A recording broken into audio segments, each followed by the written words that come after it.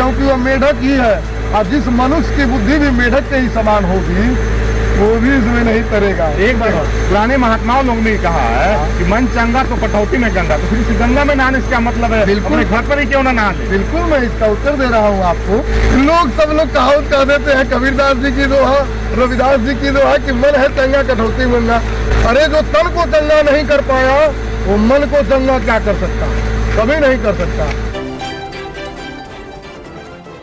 नमस्कार, मैं सुनील कुमार साहनी, आप देखना शुरू कर चुके हैं हकीकत तक। इस वक्त मैं उत्तर प्रदेश कुशीनगर के पनियावा मां नारायणी तट पे खड़ा हूँ और यहाँ पे मैं पहुँचा हूँ क्योंकि प्रयागराज में 45 दिनों से महाकुंभ चल रहा है। 45 दिनों का कुंभ है, वहाँ चल रहा है, करोड़ों और लाखों की भीड़ चल रही है। और यहाँ मैं पहुँचा हूँ, यहाँ भी 29 तारीख को महाकुंभ लगने वाला है। पिछली बार की अपेक्षा सुनने में आया कि यहाँ भी काफी भीड़ होगी। और यहाँ पे एक त्यागी जी महाराज है, इनसे मैं विशेष जानने का प्रयास करूंगा कि यहीं पे कितने दिनों से रहते हैं और क्या किस तरह की व्यवस्थाएं यहाँ पे होती है। महाकुंभ लगते हैं तो किन की व्यवस्था की जाती है, कैसे व्यवस्था होती है, क्या सुरक्षा व्यवस्था होता है, मैं इनसे जानने का प्रयास करूंगा। और इस कुंभ में नहाने से सबसे बड़ी चीज, इस कुंभ में नहाने से श्रद्धालुओं को क्या फायदा होता है, इस पर मैं चर्चा करूंगा और जानने का प्रयास करूंगा। थोड़ा कैमरा में दिखलाइए, मैं इनसे जानने का प्रयास करता हूँ। जय मां, जय श्री राम, जय मां नारायणी, जय मां नारायणी। सबसे पहले हमारे चैनल में आपका स्वागत है, धन्यवाद। ये बताइए महात्मा जी, यहाँ पे 45 दिनों प्रयागराज में 45 दिनों का महाकुंभ चल रहा है और यहाँ पे सुनने में आया कि इस बार भी 29 तारीख को कुंभ लगने वाला है। पिछली बार की अपेक्षा सुनने में आया कि काफी भीड़ होगी। तो बताइए महाकुंभ कितने दिनों से और लगता है पिछली बार की अपेक्षा इस बार कितनी भीड़ होगी? यह महाकुंभ एकदम सेम प्रयागराज के ही तर्ज पर है।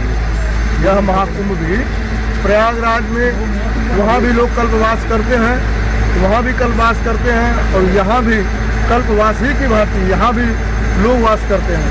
यहाँ 27, 28 और 29 जनवरी को जो माघ मौनी अमावस्या है, उस माघ मौनी अमावस्या के अवसर पर जिस प्रकार कुंभ में भयंकर भीड़ होती है, करोड़ों लोगों की भीड़ है, उसी प्रकार यहाँ भी पिछले साल भी लाखों लोगों, कम से लाखों नहीं मतलब 2-3 लाख लोग अगले साल भी थे, उसके अगले साल। महात्मा जी एक बात और, हम तो अभी सुनने प्रयागराज में वहाँ के जो साधु, नागा साधु हैं, कोई बच्चे को लेकर भाग जा रहे हैं, कोई लड़कियों को 12 साल की 15 साल की लड़की पकड़े के भी जा रहे हैं।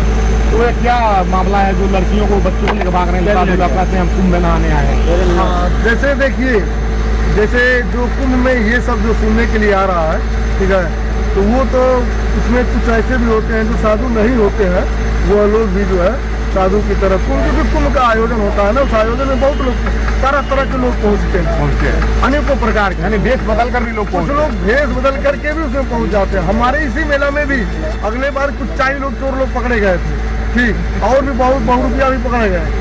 तो मेला का सुरक्षा व्यवस्था हमारा प्रशासन यहाँ बहुत मुस्तैद रहे। प्रशासन के लिए जैसे डीएम महोदय आए थे, एसडीएम आए और उसके बाद एसपी महोदय आए, एडिशनल आए, पूरी व्यवस्था यहाँ का बहुत सुचारू ढंग से हुआ। हर साल व्यवस्था में कोई दिक्कत होता नहीं, लेकिन अब की साल जो है देखिए, अभी तो दिन निकट आ गया है, नजदीक में आ गया है। 29 तारीख 29 तारीख आज 19 तारीख है, आज 19 तारीख है। और सबसे बड़ी चीज महात्मा जी ये बताइए, कुंभ में नहाने से श्रद्धालुओं को फायदा क्या होगा जो इतना डुबकी लगाते हैं लोग, मतलब क्या बनता है?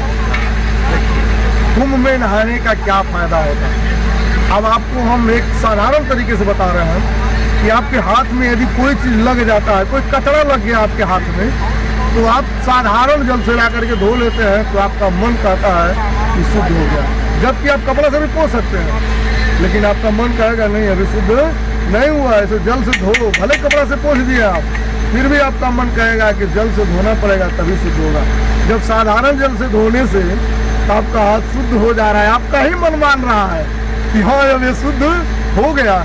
तो और ये गंगा जी का जल जो कभी खराब नहीं होता, तो जल, नल का जल खराब हो जाता है, अब उस जल से आप धोए हैं तो आप इतना महत्व दे रहे हैं, और ये जल खराब नहीं होता है, बरसों तक रखे रहेंगे।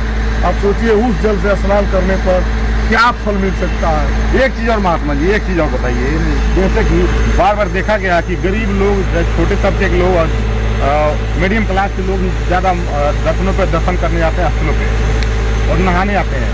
जो राजनीति के बड़े बड़े धुरंधर होते हैं, जैसे हमने नहीं देखा, चाहे जनता भी नहीं देखा, कि डुबकी लगाते हैं, लोगों को ही क्यों मूर्ख बनाया जाता है? हाँ, हम आपको बताएं, जय मां नारायणी, जय श्री सीताराम। देखिए, जो श्रद्धा और आस्था का विषय है, ठीक, वो आस्था का विषय है। राजनीति के लोग अपना पॉलिटिक्स केवल करते हैं, तो उनका जो है बात अलग है, वो उनका बात वही बोल सकते हैं, वही जा सकते हैं।